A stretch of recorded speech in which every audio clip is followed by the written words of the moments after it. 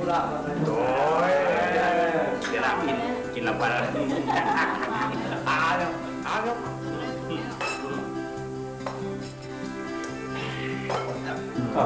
nó giờ mơ rồi giờ mơ ra ai bây giờ nó sẽ giờ nó bây giờ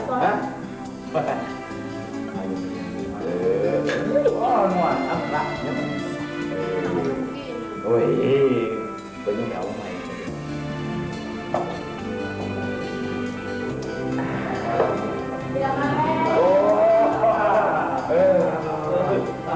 dạ ấm ôi để cái bụng mình mất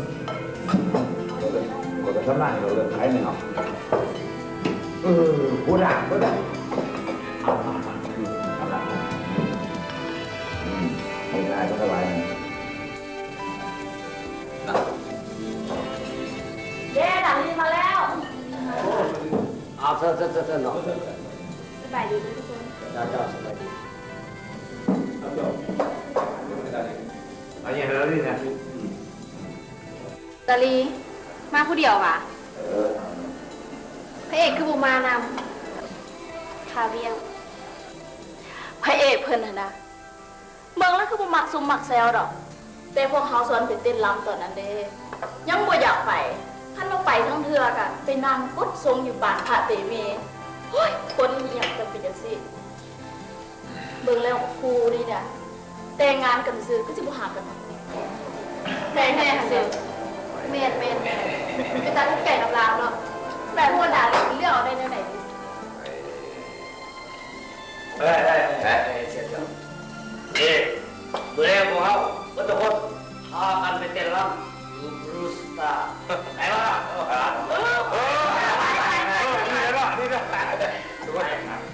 ว่าแต่ว่าดาลี่สิไปน้ำพวกเขาบ่จะไป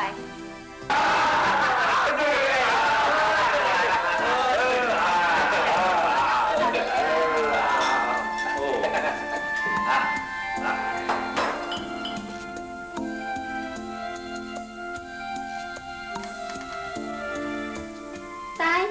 ยังงงผิดเรียกอยู่ว่ะป่านนี้ยังบ่นอนยังเลยตามรถขาน้องขาน้องนี่อ่ะเป็นยังคือว่าในนั้นแม่ภายนอกว่าพิจัยบ่มีไผดอกอ้ายนี่แหละเป็นต้นเหตุที่นี่เขาเว้าให้น้องจนอับอาย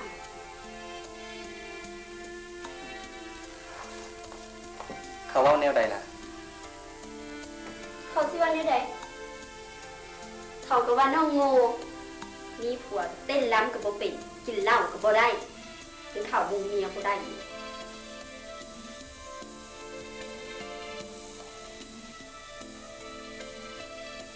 น้องสิเบซาคำว่าของคนอื่นเนี่ยอันเรื่องเต้นรำไอ้ก็เต้นเป็นไปดอกแต่ให้ไอ้เต้นทุกมือเนี่ยพอมาเรื่องของงูของคู่ของน้องไอ้เขาได้ตัวเต้เสี่ยวไอ้ไปว่าเรื่องค่าเรื่องใครกินกำไรแบบนั้นกินกำไรแบบนี้ว่าเพื่อนคนอื่นเป็นจังสั้นจังสิ้นไอ้ที่ทำบ่ได้อันการซุ่มเซลไอ้กำลักอยู่ได้ดุนเพื่อหนึ่งก็ให้ส่งกับเศรษฐกิจของบ้านเรานั่นแหละว้าวแต่เป็นเรื่องการเมืองเราคานผู้บอก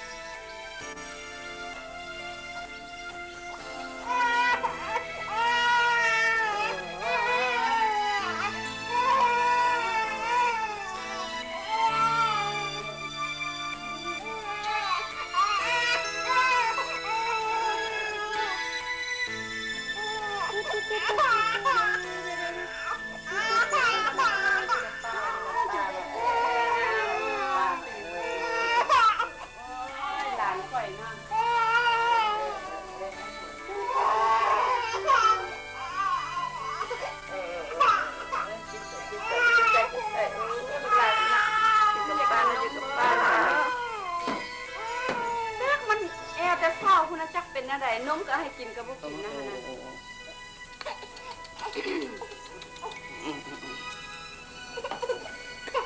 ดาลีได้สนะ ว่าออกไปเวียกแม่ห้ามเท่าไหร่ก็ต้องฟังเจ้าจ้าเนี่ยก็ให้จะเศร้าคุณแอลแม่ก็เลยบุกเฮ็ดแม่ยันแม่เก็บแม่เป็นบ่มันสิเพิ่นให้กับเขา ลูกสิเป็นโทรศัพท์หักคันบอกเด้อ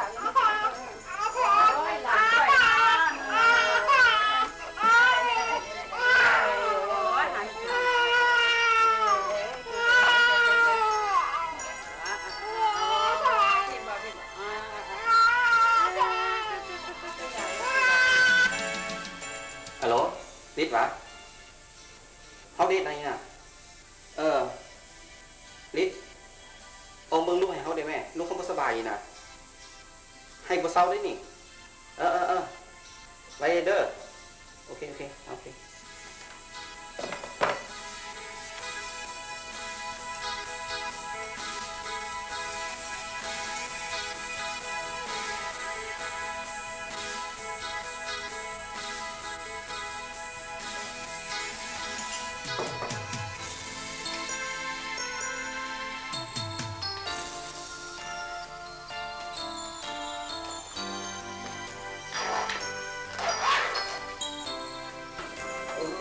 เอาลูกไปให้โอ้โห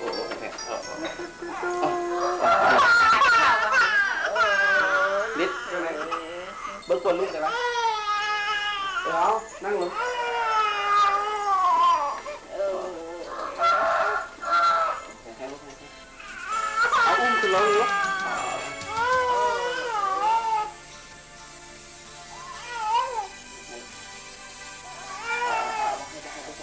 นอนลงไหม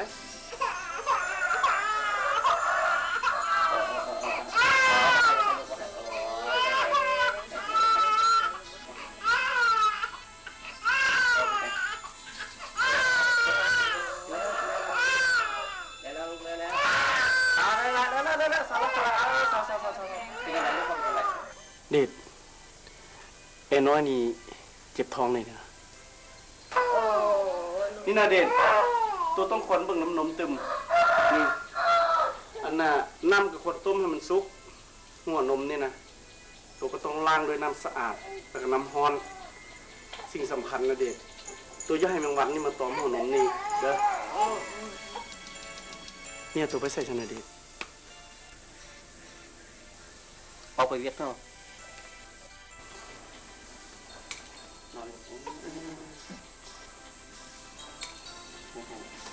เอาไป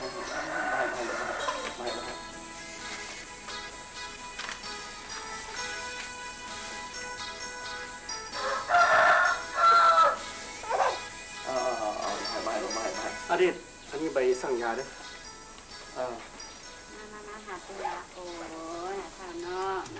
นี่นะเด็ดกันเส้นหอกก็สิได้กลับเลยนะมีอย่างอะไรให้ตัวโทรหาเอานะโอเคนะเอาเลยลูกกลับคนเด้อเอาโชคดีลูกใจหลายเด้อ เดี๋ยวโทรทัศน์ส่งพันหมอเด้อเราเอาไปวางยาทุกอย่างเลย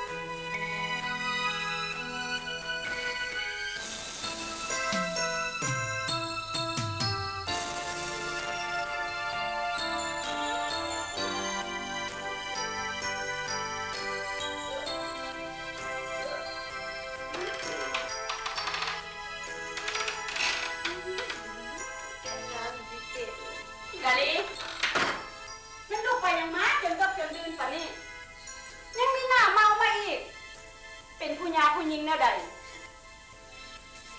มีลูกมีผัวซ้ำบ่นำลูกน้อยยังกินนมอยู่เวรกรรมอย่างน้อยจึงค่อยเป็นแบบนี้ฮอดบ่ห่วงลูกห่วงผัวเลยผัว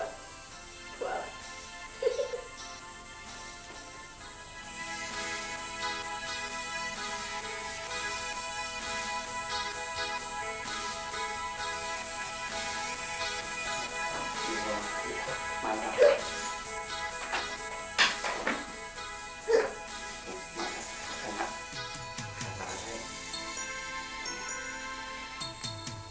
ยังบ่นอนเลยลูก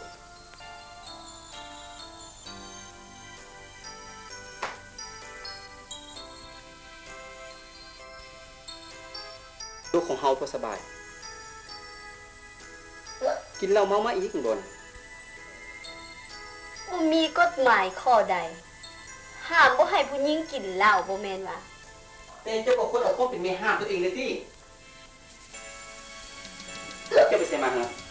ออกบ้านตั้งแต่เช้าฮอดค่ำป้าให้ลูกเจ็บเป็นแบบซี่ซั่นบ่ ข้อยก็ไปสังสรรค์กับหมู่กับเพื่อนแด่ตัวข้อยจะถือผ้าให้เจ้า เกิดลูกให้ก็อยู่กลางอีกข้อยก็ต้องไปแด่อุ้ย เอาละนอนซะเมาแล้วนอนต้องทำว่าอย่างไรนอน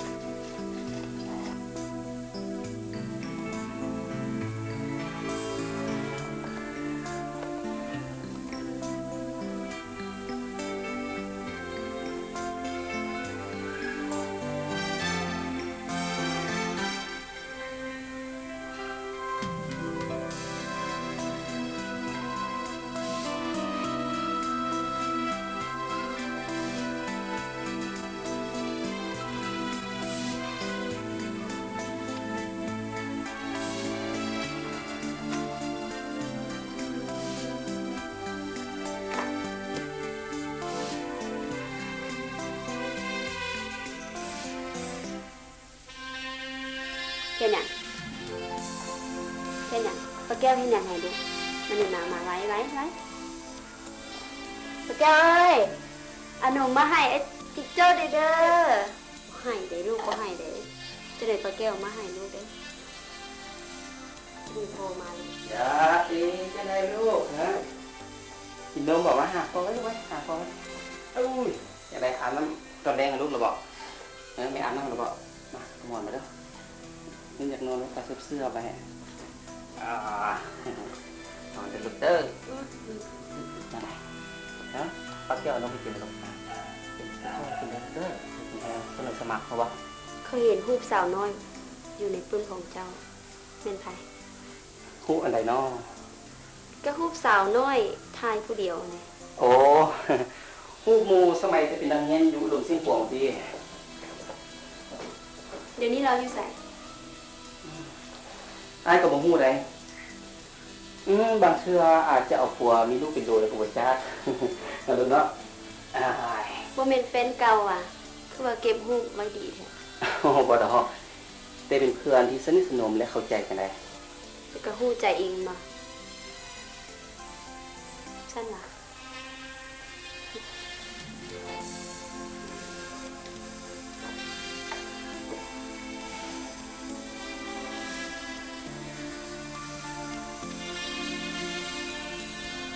จารีไอ้มีเรื่องนึงอยากจะบอกกับน้องคือว่าทางกระทรวงซับซ้อนให้อ้ายไปเฮ็ดเวียกอยู่วังเวียงได้ บางเวียงว่ะ แม่นเรื่องนี้ไอ้ได้ปรึกษากับแม่แล้ว แม่ก็เห็นดีนำอาทิตย์สิมานี่พวกเฮาจะได้ออกเดินทางเลย มีอย่างพวกเฮา พวกเฮา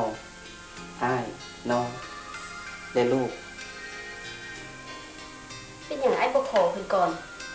ก็บอกว่าลูกเขายังน้อย หากบ่ได้ปีปลายบ่ฮอด2 ปีซ้ำ บ่ได้เลยน้องเพิ่นบอกว่าเวียกนี่สำคัญหลาย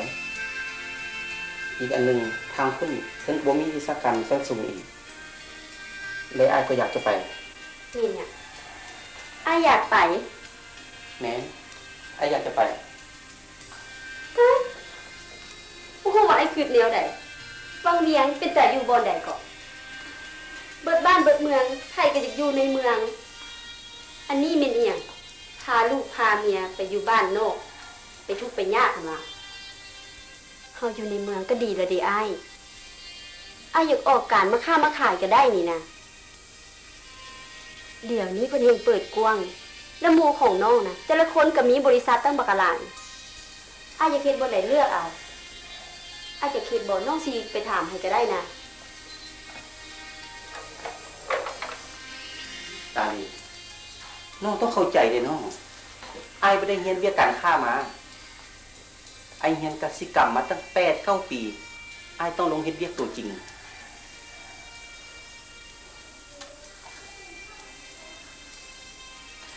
น้องฮู้บ่อีกอย่างหนึ่งอ้ายอยากใช้ชีวิตแบบเงียบอยู่กับครอบกับครัวและดำรงชีวิตมีประโยชน์ต่อชาวกสิกรไปน้อง บ่ไปบ่ได้ว่า บ่ได้น้องพวกเขาต้องไป ถึงว่าอยู่ทางพุ่นน่ะ จะทุกข์ยากลำบาก แต่อ้ายขอห้องน้องต้องอดทน เรื่องเงินเรื่องศาลเพิ่นจะจัดการให้เขาเองเนาะขอแต่น้องตัดสินใจเป็นน้ำอ้าย พวกเขาต้องไปน้ำกัน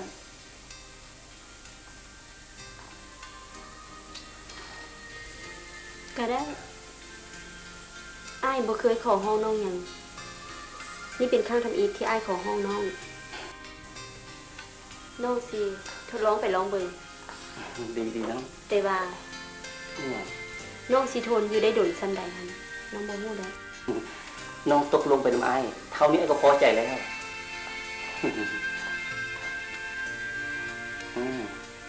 เป็นไรลูกยิ้มบอกกินนมอ่ะอาทิตย์สิมานี่ไปโรงเรียนอะไรลูก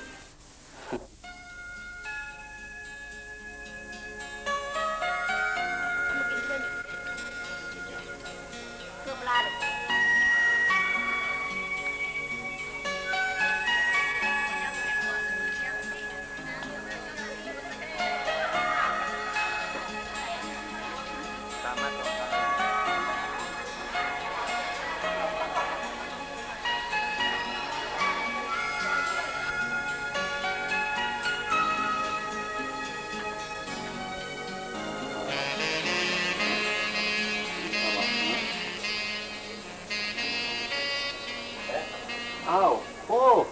พูดเนี่ยมาแล้วลูกพูดเป็นหนูมาต้อนได้หันเนาะใส่บ่ ไม่เป็นไรได้ยังไม่กินเลย คนขับลูกแล้วบ่ะ ก่อนละ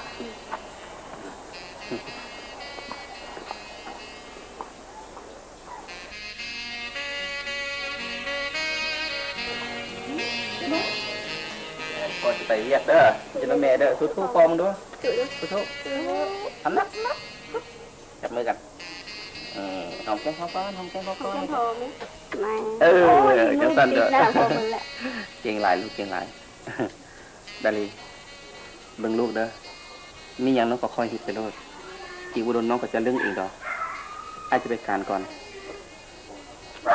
มันเคยเกี่ยวกับมาเด้อน้องเสียยามพักน้ำให้กิน อาจจะเฝ้ากลับเข้าไปเด้อลูกเด้อบ๊ายบาย บ๊ายบายพ่อ เด้อ น้ำไม่เด้อ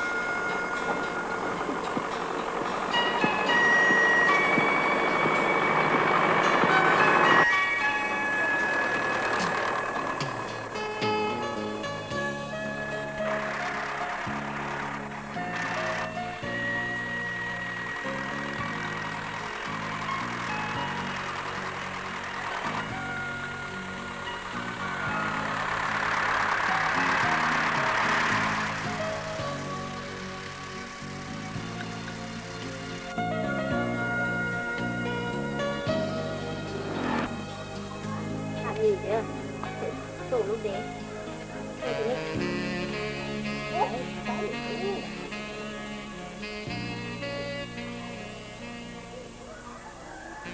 ของลูกหวานงาม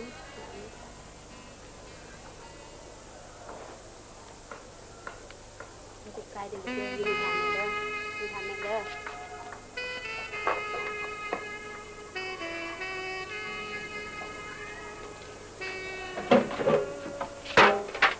อยู่ห่างๆนี่สิมาแก้ตรงนี้เด้อ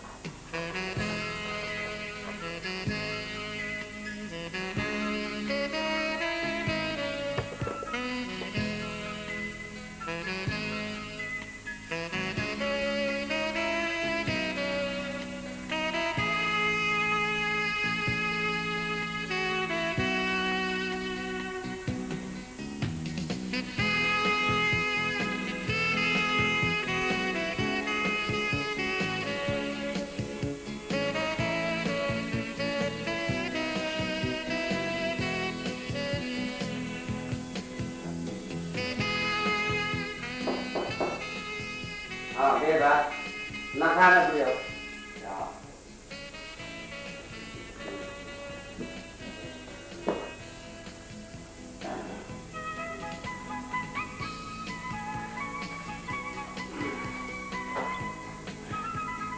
เด้อละอะไรดิไอ้น้อยพวกเอลปานใดติขอบใจถามครับก็บ่เอลปานใดนั่งจ้ะ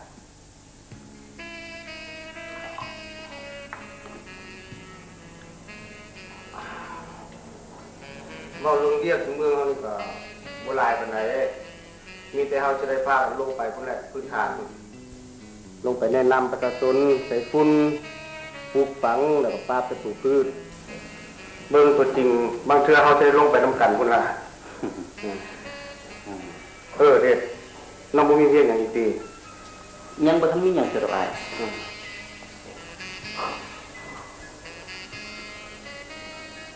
อ้าย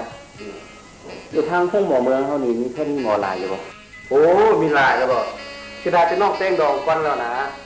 แท้โอ้ยอาจสิเจาะปูกันอยู่บางเบียงสิแหละแต่ก็บ่เป็นหยังเด้อมื้อใดมีเวลาว่างๆอาจสิพาไปรู้จักกับเจ้าวันแล้วนี่ยามเฮาสิเป็นเอ็นอุ่นบ่สิเอาไปหาเขามันง่ายกันนะก็ดีอยู่ได้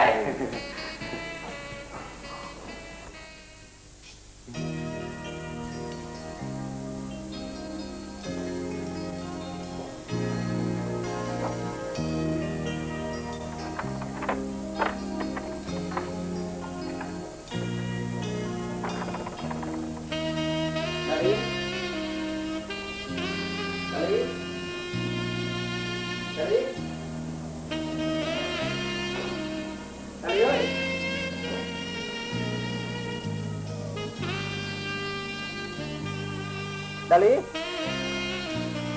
ดาลี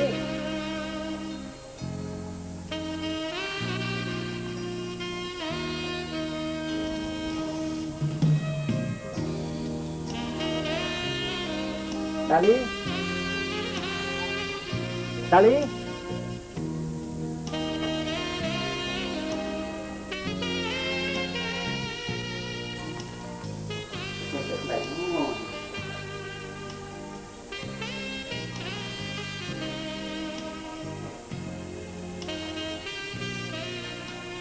ไอเด็กเวลาที่ไอความอ่านจดหมายฉบับนี้น้องกับลูกคงจะฮอดเวียงจันทน์แล้ว